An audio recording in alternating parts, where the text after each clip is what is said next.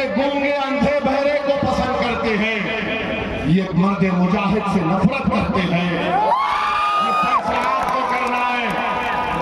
अख्तर अली ईमान में बहुत से ऐब है, मुझ में भी ऐब है, मैं गुनाहगार हूं, मगर याद रखो सीमांचल की लड़ाई हमारी जिंदगी की लड़ाई है। हमारे लिए हयात और मौत का मतलब है सीमांचल, इसीलिए इनको नफरत होती है। और आज जिस गठबंधन में मस्तान साहब है, नरकटियागंज में उन्होंने दीपक यादव को टिकट दिया। जाओ गूगल पर दीपक यादव नरकटियागंज लिखो या वो स्पीकर में बोलो गूगल के, तुमको एक फोटो नजर आएगी। गठबंधन का उम्मीदवार है, विश्व हिंदू परिषद से उसका ताल्लुक है, आरएसएस से, और वो तलवार काटने की तस्वीर है। क्या तलवार मुर्गी को काटने के लिए दिया जा रहा है? नहीं। क्या वो तलवार किसी बकरे को काटने के लिए दिया जा रहा है? किसके लिए तलवार बांट रहा है गठबंधन का उम्मीदवार? ये 11 तारीख को आपको याद रखना है।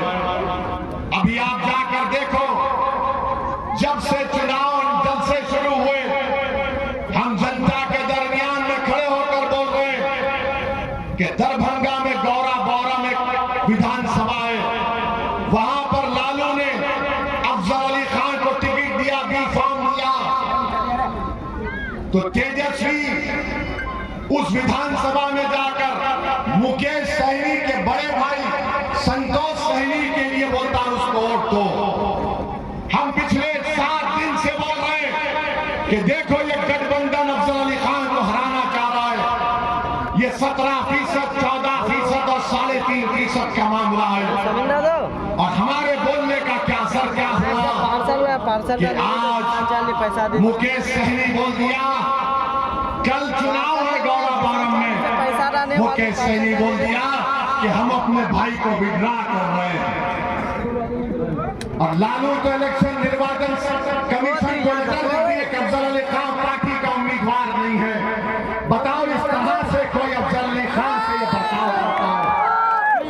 आप फैसला करो। मुझे बोल के मैं फिरका परस्ती करता हूं, मैं खुदा की कसम किसी मजहब के खिलाफ नहीं हूं, मगर मैं नाइंसाफी को नहीं कबूल कर सकता। मैं सीमांचल की जनता का इस्तेसाल और उसकी नाइंसाफी को नहीं बर्दाश्त कर सकता। मेरे भाई, ये हाल करके रख दिया इन्होंने। बताइए, गठबंधन बोलते हैं, कोई बोलता हमको वोट दो, हम सरकार बना रहे। अरे कांग्रेस आखिरी बार कब सरकार बनाई थी मस्तान साहब? जब आपकी उम्र शायद 50 साल की होगी, उस वक्त। अब तो 85 साल के हैं। कांग्रेस 20 साल हुकूमत थी, कांग्रेस ने कब सरकार बनाया बताओ?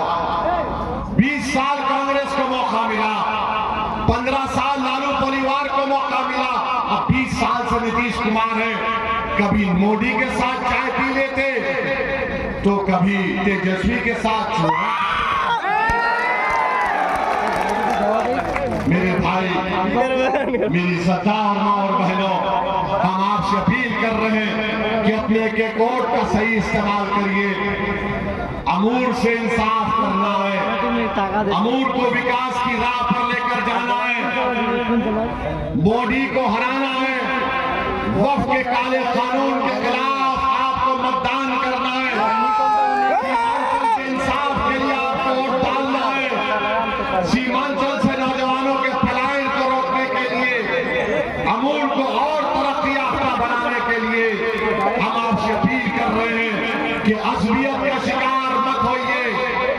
अभी हमको मालूम हुआ कि मस्तान साहब अख्तर अली ईमान को बहुत बुरी गालियां भी दिए हैं। मस्तान साहब, ये मत करिए, आप ऐसा मत करिए मस्तान साहब। चुनाव आते जाते रहेंगे, मगर एक बार अगर इज्जत चली गई तो फिर ये जनता आपको भुला देगी हमेशा की। और बोलते मैं अमूर का बेटा हूं, अख्तर अली ईमान बाहर का है। अरे जब घर का बेटा 30 साल उसको मौका मिला, वो निकम्मा बन गया,